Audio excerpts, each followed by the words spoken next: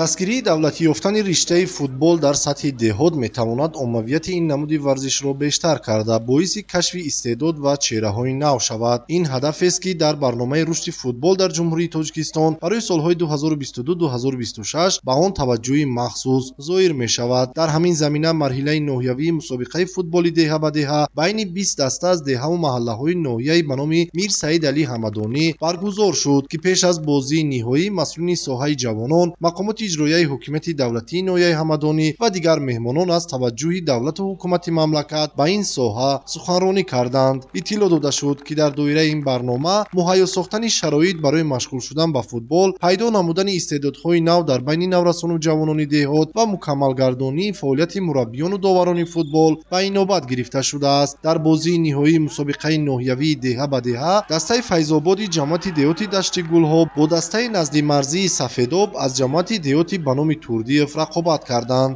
Ин майдондорӣ дар деҳоти Иқболи ҷамъияти деҳоти Турдиеви ноҳияи Ҳамадонӣ баргузор шуда, шумораи зиёди мухлисону ҳаводорони ин риштаи варзишро ба ҳам овард.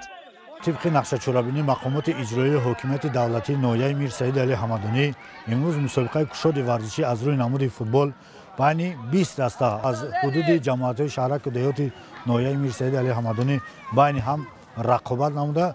در فینال مسابقه دسته فیض‌آباد جماعت دهات دشتگلو و دسته راغی دهه اقبالی جماعت دهات سیدقل تردیف در فینال مسابقه بین هم رقابت نموده ایستادند.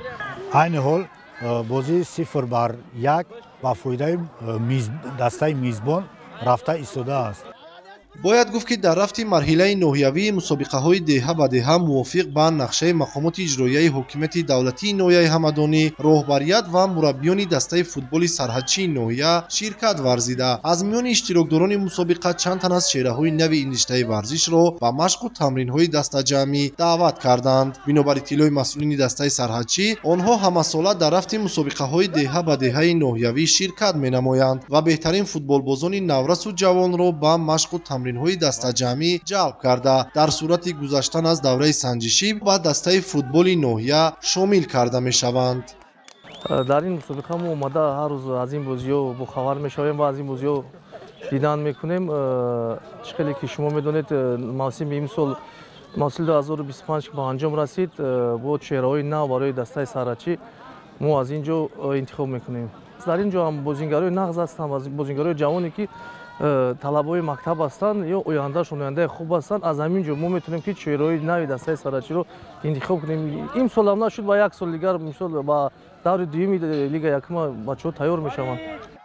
дар майдондории ниҳоӣ ҳар ду даста аз дақиқаҳои аввал бозии ҷолибу диданӣ нишон дода, чандин ҳолатҳои хуби голзаниро созмон доданд. дар қисмати аввали майдондорӣ дастаи деҳоти Сафедоб тавонист, ки як гол ба дарвозаи рақиб ворид намуда пешсафиро ба даст гирад. нимаи дуюми бозӣ низ бо ҳуҷумҳои тарафайн сурат гирифта, боз ҳам ба дастаи Сафедоб муяссар гардид, ки як голи дигарро вориди дарвозаи дастаи деҳоти Файзобод намуда, ҳамин тариқ бо ҳисоби 2-0 ғолибиятро ба даст оварад. маросими ҷоизасупорӣ бо иштироки масъулини раёсати кор бо ҷавонон ва варзиши вилояти Хатлон ва минтақаи Кӯлобу ноҳияи Ҳамадонӣ, инчунин мураббиёни дастаҳои сарҳадчӣ ва мактаби варзишии ноҳия баргузор гардид. дар ҷанбаст дастаи деҳоти Сомониёни ноҳия барои ишғоли ҷойи сеюм бо медали ифтихорнома ва ҷоизаи пулӣ ба андозаи 1000 сомонӣ, дастаи деҳоти Файзобод низ ҳамчун иштирокчии бозии ниҳоӣ бо медали ифтихорнома ва тӯҳфаҳо қадршиносӣ карда шуданд. дар ниҳоят дастаи деҳоти